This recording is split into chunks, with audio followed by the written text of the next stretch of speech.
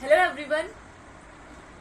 So students, आज के जो हमारा टॉपिक है वो है कोरिजन। ये इस चैप्टर का इलेक्ट्रोकेमिस्ट्री का लास्ट टॉपिक है जो हमने पढ़ना है, और वो क्या है, कोरिजन।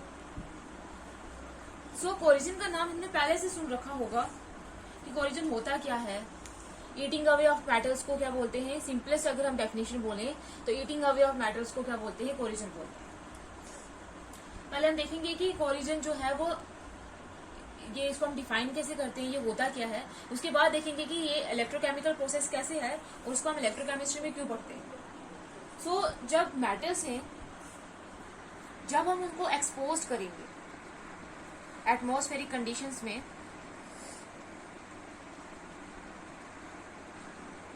एटमॉस्फेरिक कंडीशन में, एटमॉस्फेयर में वो मेटल जाके किसके साथ रिएक्ट कर देंगी, एयर के साथ और वाटर के साथ। एटमॉस्फेरिक कंडीशन में जाके वो एयर के साथ रिएक्ट करेंगी और वाटर के साथ रिएक्ट करेंगी, और एयर और वाटर के साथ रिएक्ट करके क्या बना देंगी, अनडिजायरेबल कंपाउंड्स बना देंगी। एयर और वाटर के साथ रिएक्ट करके क्या बना देंगी, अनडिजायरेबल कंपाउंड्स बना देंगी। यूजली क्या बनाएंगे, वो ऑक्साइड्स। सो मेटल को जब हम एक्सपोज करेंगे एटमॉस्फेरिक कंडीशंस में, तो वो क्या करेंगी, जैसे एयर और वाटर में, तो वो क्या करेंगे, अनडिजायरेबल कंपाउंड्स बना देंगे, जिनको हम क्या बोलेंगे, ऑक्साइड, अपने सरफेस के ऊपर। इसी प्रोसेस को क्या बोला जाता है, कोरिजन। ये जो प्रोसेस है जिसमें जो मेटल जो है वो जब उनको इन्वायरमेंटल कंडीशन में या एटमॉस्फेरिक कंडीशन में हम एक्सपोज करेंगे एयर और वाटर की प्रेजेंस में, तो वो अनडिजायरेबल कंपाउंड्स बना देंगे अपने सरफेस के ऊपर, जैसे ऑक्साइड्स हो गया या हाइड्रोक्साइड्स भी हो सकता है। इसी प्रोसेस को क्या बोलते हैं, कोरिजन बोलते हैं। ऑलमोस्ट जितने भी मेटल्स जो हैं वो क्या जो मतलब एक्सेप्ट जो लीस्ट एक्टिव है, लीस्ट एक्टिव मतलब जो लीस्ट रिएक्टिव है, उनको छोड़ के, जैसे लीस्ट एक्टिव मेटल कौन सी है, जैसे गोल्ड हो गया, प्लेटिनम हो गया, प्लेडियम हो गया, ये जो लीस्ट रिएक्टिव मेटल्स हैं इनको छोड़ के ये कोरिजन नहीं शो कर, क्योंकि ये लीस्ट रिएक्टिव है, तो एक्टिव लीस्ट एक्टिव है, तो ये किसी के साथ रिएक्ट ही नहीं करेंगे, तो इनके ऊपर कोरिजन नहीं हो पाएगा। लेकिन जो मोस्ट रिएक्टिव मेटल्स हैं, जैसे सिल्वर हो गया, कॉपर हो गया, आयरन हो गया, एल्यूमिनियम हो गया, ये जो सारी मेटल्स है, ये रिएक्टिव मेटल्स है, ये क्या करती हैं, इनको कोरिजन हो जाता है, इनमें कोरिजन होता है। कोरिजन का प्रोसेस हो सकता है क्योंकि ये रिएक्टिव मेटल्स है और ये कोरोड हो जाती है। जैसे सिल्वर जो है वो क्या हो जाता है, टार्निश हो जाता है, कॉपर के ऊपर ग्रीन कलर की कोटिंग आ जाती है, और आयरन जो है उसके ऊपर रस्टिंग हो जाती है। और जैसे अगर हम स्टील की बात करें, तो जो स्टेनलेस स्टील होता है वो कोरिजन की वजह से जो उसका लस्टर जो है वो पूरा चला जाता है, जो स्टील की चीजें होती हैं। तो ये जो सारी चीजें हैं, इन सभी को क्या बोलते हैं, ये क्या होगी है, इनको कोरोड होगी है, इनमें क्या हो गया, कोरिजन हो गया है। कोरिजन की वजह से बहुत सारी बिल्डिंग्स, बहुत सारी ब्रिजेस और शिप्स जो हैं, और बहुत सारे जो दूसरे आर्टिकल्स हैं आयरन के, वो क्या हो गए हैं, खराब हो गए हैं। इनकी वजह से बहुत ज्यादा क्या हो गया है, डैमेज हो गया है। तो अगर हम अब कोरिजन को डिफाइन करेंगे, तो कोरिजन को हम कैसे डिफाइन करेंगे,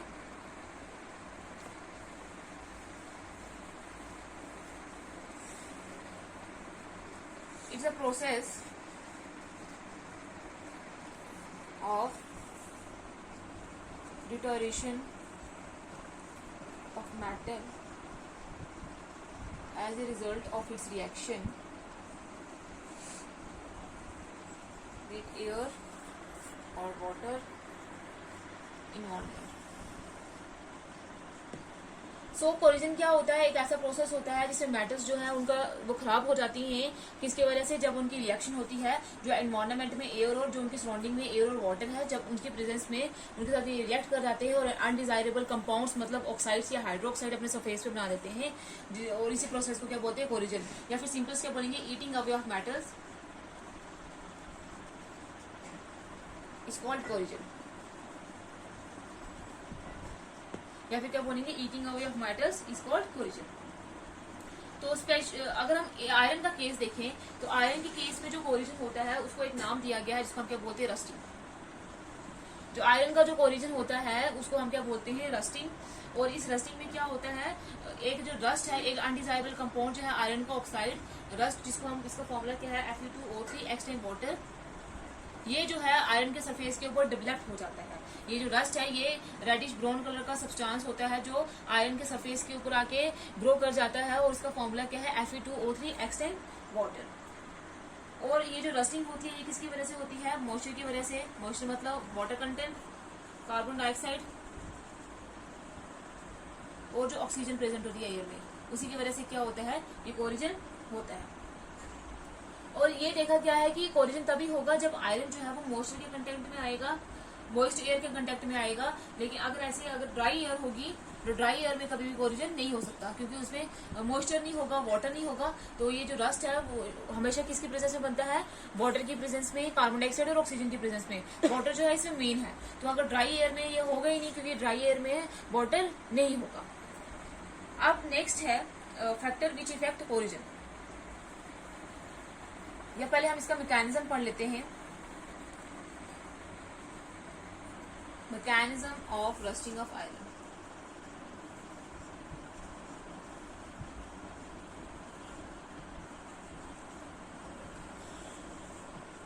कि रस्टिंग ऑफ आयरन का मैकेनिज्म क्या है। तो ये जो कोरिजन है, रस्टिंग ऑफ आयरन को कोरिजन बोलते हैं। तो कोरिजन भी एक इलेक्ट्रोकेमिकल प्रोसेस है। इलेक्ट्रोकेमिकल प्रोसेस का मतलब इसमें भी क्या होती है, रिडॉक्स रिएक्शंस होती है, मतलब ऑक्सीडेशन और रिडक्शन रिएक्शंस होती हैं। इलेक्ट्रॉन्स जो है वो लॉस होते हैं, लॉस ऑफ इलेक्ट्रॉन होता है, गेन ऑफ इलेक्ट्रॉन्स होता है, जिसकी वजह से क्या बन जाता है, ऑक्साइड्स की फॉर्मेशन होती है। और फिर जो इसमें इलेक्ट्रॉन्स के ट्रांसफर की वजह से ये जो लॉस ऑफ इलेक्ट्रॉन या गेन ऑफ इलेक्ट्रॉन, इलेक्ट्रॉन के मूवमेंट की वजह से ये वोल्टेज क्रिएट करती है, जिससे जो इलेक्ट्रिकल एनर्जी है वो भी जनरेट हो सकती है। तभी इसको हम क्या बोलते हैं, ये क्या है, कोरिजन एक इलेक्ट्रोकेमिकल प्रोसेस। सो जो मैकेनिज्म है रस्टिंग ऑफ आयरन का वो किसके हम थ्रू एक्सप्लेन करेंगे, इलेक्ट्रोकेमिकल थ्योरी ऑफ रस्टिंग। इसमें क्या होगा, इस इलेक्ट्रोकेमिकल थ्योरी के बेसिस में हम रस्टिंग को एक्सप्लेन करेंगे। और इसमें क्या होता है, ऑक्सीडेशन और रिडक्शन होती है, तभी इसको इलेक्ट्रोकेमिकल प्रोसेस बोला है। इसमें होती है ऑक्सीडेशन और रिडक्शन। और according to electrochemical theory of corrosion क्या होता है कि जो भी मेटल का सरफेस होता है, जैसे हम आयरन की एग्जांपल ले रहे हैं, तो आयरन के सरफेस के ऊपर क्या होगा, इम्प्योरिटीज जो होंगी, इम्प्योरिटीज जो प्रेजेंट होंगी वो बिहेव करेंगी as a small electric cell, या फिर हम इनको वोल्टिक सेल भी बोलेंगे, या कोरिजन कपल्स भी बोल सकते हैं। जो इम्प्योरिटीज होंगी आयरन के सरफेस के ऊपर वो बिहेव करेंगी as a small electric cell, और इनको वोल्टिक सेल या कोरिजन कपल्स भी बोल सकते हैं।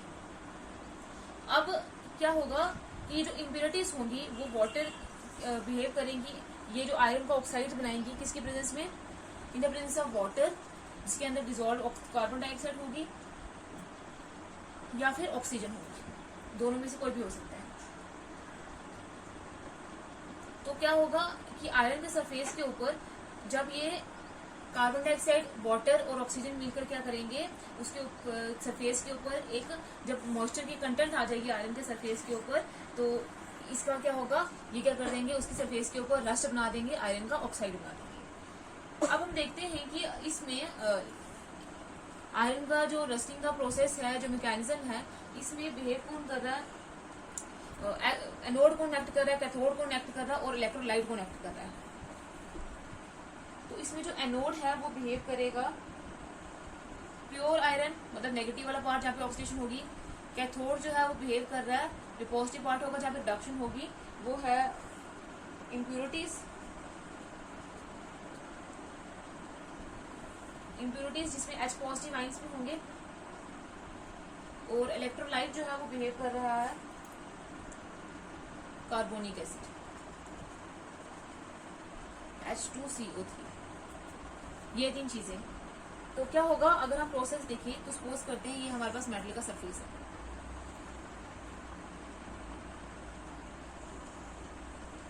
ये मेटल का सरफेस है। सपोज यहाँ पे क्या हुआ, ड्रॉप ऑफ मॉइस्चर जो है वो आ गया, मतलब वाटर यहाँ पे आ गया। एयर की प्रेजेंस में क्या होगा कि ये जो स्मॉल, अगर हम एक ले पार्ट है जहाँ पे आयरन है, क्योंकि ये सारा आयरन से बना हुआ है, तो क्या होगा, स्मॉल इलेक्ट्रोलाइटिक सेल जो होंगे उसमें जो प्योर आयरन होगा, ये जो ऊपर इसके स्मॉल इलेक्ट्रिक सेल जो इम्प्योरिटीज होंगे वो बना देंगे। तो इसमें जो प्योर आयरन होगा वो क्या करेगा, एक्ट करेगा एज अ एनोड। ये आगे एक्ट करेगा एज अ एनोड। वाइल जो इम्प्योर पोर्शन होगा जिसमें H पॉजिटिव आइंस होंगे वो क्या करेंगे, एक्ट करेंगे एज अ कैथोड। वो हम बाद में देखते हैं, पहले देखते हैं कि एनोड में क्या होगा। तो एक पर्टिकुलर स्पॉट हम ले लेते हैं आयरन का, जो मेटल की सरफेस के ऊपर एक पर्टिकुलर स्पॉट जो एक्ट करेगा एज अ एनोड, और जहाँ पे क्या होगी, ऑक्सीडेशन होगी। तो ये बिहेव करेगा एज अ एनोड और इसकी ऑक्सीडेशन होगी। कैसे ऑक्सीडेशन होगी, एनोड में आयरन जो है वो सॉलिड है, तो ये क्या बना देगा, Fe2 पॉजिटिव प्लस 2 इलेक्ट्रॉन जो है वो रिलीज कर देगा। ये सोल्यूशन में जाएगा कि आयरन क्या करेगा, यहाँ पे Fe2 पॉजिटिव आयन बनाएगा और 2 इलेक्ट्रॉन जो है वो रिलीज कर देगा। ये इसने रिलीज कर दिए। अब ये जो 2 इलेक्ट्रॉन्स हैं ये क्या करेंगे, यहाँ से मूव करेंगे और मूव करके कहाँ चले जाएंगे, दूसरे स्पॉट में चल जाएंगे। मेटल के इस स्पॉट से लेकर दूसरे स्पॉट में चल जाएंगे, जहाँ पे ये क्या करेंगे, जो एटमॉस्फेरिक जो ऑक्सीजन होगी, एयर में जो ऑक्सीजन होगी उसको रिड्यूस करेंगे और वाटर में कन्वर्ट कर देंगे। और ये जो रिएक्शन है वो किसके प्रेजेंस में होगी, H पॉजिटिव आइंस के प्रेजेंस में होगी। अब ये जो H पॉजिटिव आइंस है वो हमें कहाँ से मिलेंगे, ये जो H पॉजिटिव आइंस है ये तो हम या तो वाटर से ले सकते हैं, H2O से क्या बना देंगे, H positive plus OH negative ions बना देंगे वाटर टूट के, या फिर क्या करेगा, कार्बन डाइऑक्साइड वाटर के साथ रिएक्ट करेगा और क्या बना देगा, कार्बोनिक एसिड बना देगा, H2CO3। फिर ये जो कार्बोनिक एसिड है ये टूटेगा, ये रिएक्शन है वो जो रिवर्सिबल होगी, 2 H पॉजिटिव आइंस में प्लस CO3 2 नेगेटिव आइंस में। इस रिएक्शन में ये इनमें ये टूट जाएगा। अब ये जो H पॉजिटिव आइंस यहाँ पे बने हैं, ये H पॉजिटिव आइंस क्या करेंगे, ये बिहेव करेंगे एज अ कैथोड। ये जो इलेक्ट्रॉन्स हैं, ये जो इलेक्ट्रॉन्स यहाँ से मूव करके चले जाएंगे दूसरे स्पॉट में, जहाँ पे क्या होगी, कैथोड एक्ट कर रहा होगा, या जहाँ पे क्या हो रही होगी, रिडक्शन हो रही होगी। तो ये आ गया कैथोड वाला पार्ट। यहाँ पे जो H पॉजिटिव आइंस है ये क्या करेंगे, एटमॉस्फेरिक ऑक्सीजन को लेकर, जो यहाँ से जो एटमॉस्फेरिक एयर से जो ऑक्सीजन आ रही होगी उसको लेकर उसको क्या कर देंगे, यहाँ से जो इलेक्ट्रॉन्स रिलीज हुए हैं, ये 2 इलेक्ट्रॉन, हम 4 इलेक्ट्रॉन्स लेंगे, क्योंकि एक आयरन का सिर्फ एक ही आइटम थोड़ी ना होगा, बहुत सारे आइटम्स होंगे, तो वो बहुत सारे इलेक्ट्रॉन्स रिलीज करेगा। तो ये 4 इलेक्ट्रॉन लेकर क्या बना देगा, 2 टाइम वाटर बना देगा। अब हमें देखते हैं कि रिएक्शन होती कैसे है। तो अब देखते हैं कि कैथोड वाला ये जो स्पॉट है, दूसरा वाला स्पॉट बिहेव करेगा एज अ कैथोड। तो इसमें क्या होगा, ये जो 4 H पॉजिटिव आइंस जो हमारे पास बने हैं, जो H पॉजिटिव आइंस ये क्या करेंगे, एटमॉस्फेरिक ऑक्सीजन को रिड्यूस कर देंगे। तो रिडक्शन का मतलब क्या होता है, जिसमें इलेक्ट्रॉन्स जो है गेन होते हैं। तो ये इलेक्ट्रॉन को गेन करके क्या कर देंगे, 4 H पॉजिटिव है तो 4 इलेक्ट्रॉन इनको पॉजिटिव चार्ज हटा देंगे और 4 हाइड्रोजन और ऑक्सीजन मिलकर क्या बना देंगे, 2 टाइम वाटर। 2 × 2 4 हो गया, 4 हाइड्रोजन कंप्लीट और 2 ऑक्सीजन ये आ गए, तो 2 टाइम वाटर बना देंगे। तो अगर हम ओवरऑल रिडॉक्स रिएक्शन लिखें तो ओवरऑल रिडॉक्स रिएक्शन हम कैसे लिखेंगे,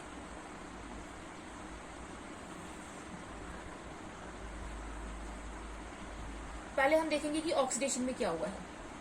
सो ऑक्सीडेशन में क्या हुआ है, ऑक्सीडेशन हाफ रिएक्शन में, और जब हम ओवरऑल रिडॉक्स रिएक्शन लिखेंगे वो हम ऑक्सीडेशन रिएक्शन को मल्टीप्लाई कर देंगे 2 के साथ, ताकि जो इलेक्ट्रॉन जितने लॉस हुए हैं और जितने गेन हुए हैं वो क्या हो जाए, सेम हो जाए। तो ऑक्सीडेशन हाफ सेल में जहाँ पे ऑक्सीडेशन हो रही है वहाँ पे क्या होगा, आयरन जो है वो क्या करेगा, Fe2 पॉजिटिव बनाएगा और 2 इलेक्ट्रॉन रिलीज कर देगा।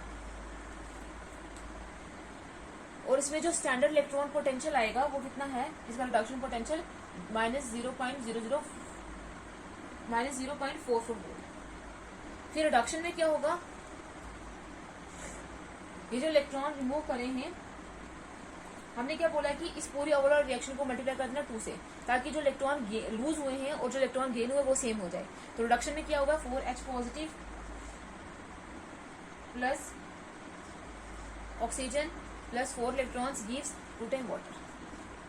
ये वाली रिएक्शन हुई है। तो ओवरऑल रिएक्शन क्या हो जाएगी, और इसमें जो इलेक्ट्रोड रिडक्शन पोटेंशियल होगा वो कितना होगा, 1.67 वोल्ट।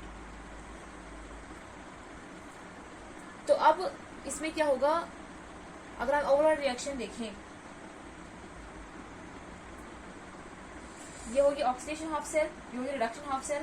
तो Fe को मल्टीप्लाई करेंगे 2 से तो क्या आ जाएगा, 2Fe प्लस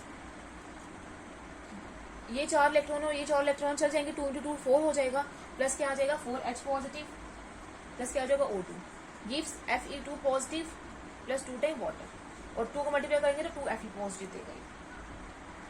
अब इसका जो इलेक्ट्रोड पोटेंशियल होगा इनमें को माइनस कर देंगे, तो जब हम माइनस करेंगे तो माइनस करके क्या आएगा,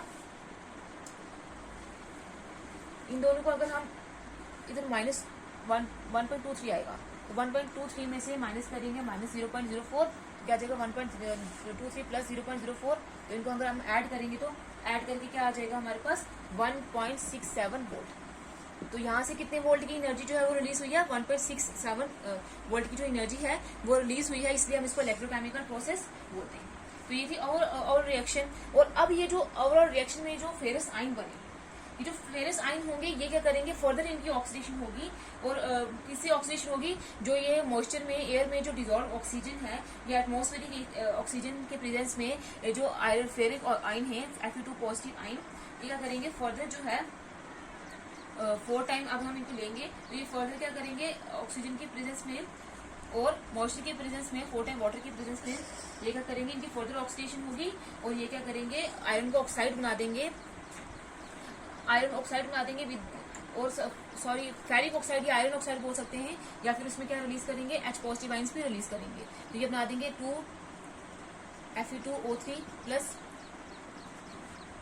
आयरन कितने हैं यहाँ पे 4, तो 2 × 2 4 हो गए, और ओ यहाँ पे कितने 4 ये और 2 ये 6, और यहाँ से जो है 3 × 2 6 हो गया ऑक्सीजन पूरे। तो यहाँ से जो 4 × 2 8 ऑक्सीजन जो है 8 हाइड्रोजन जो है H पॉजिटिव की तरह रिलीज हो जाएंगे, क्योंकि इन्होंने क्या दिए हैं, आपने जो 8 इलेक्ट्रॉन है वो 4 आयरन को दे दिए, क्योंकि आयरन के ऊपर 2 पॉजिटिव चार्ज है, 4 के ऊपर 8 पॉजिटिव चार्ज होगा। तो यहाँ से जो 8 इलेक्ट्रॉन है वो इस पॉजिटिव चार्ज को क्या कर देंगे, बैलेंस कर देंगे और Fe2O3 बना देंगे। फिर ये जो Fe2O3 जो है वो X टाइम वाटर से रिएक्ट करेगा। X टाइम का मतलब वाटर की कंसंट्रेशन, वाटर का अमाउंट हमें पता नहीं है, वाटर की जो मॉलिक्यूल्स है हमें पता नहीं है कि इसमें कितने होंगे, तो ये बना देगा Fe2O3 X टाइम वाटर। ये है हमारे पास रस्ट। तो ये जो सारा फेनोमेना है इसमें ऑक्सीडेशन और रिडक्शन हुई है, इसलिए हम कोरिजन के प्रोसेस को इलेक्ट्रोकेमिकल प्रोसेस बोलते हैं, तो इसलिए हम इसको इलेक्ट्रोकेमिस्ट्री में पढ़ते हैं। तो ये रस्ट बन गया है। अब ये बात याद रखनी है कि जो सॉल्ट वाटर है, मतलब सॉल्ट वाटर का मतलब जिसमें सॉल्ट्स होंगे, जैसे सी वाटर है, तो वो क्या करता है, तो जो कोरिजन का जो रेट है उसको एक्सेलरेट करता है, इसको बढ़ाता है। तो ये था मैकेनिज्म। आगे फर्दर जो है फैक्टर अफेक्टिंग कोरिजन और जो प्रिवेंशन है इसकी वो हम नेक्स्ट टाइम डिस्कस करेंगे।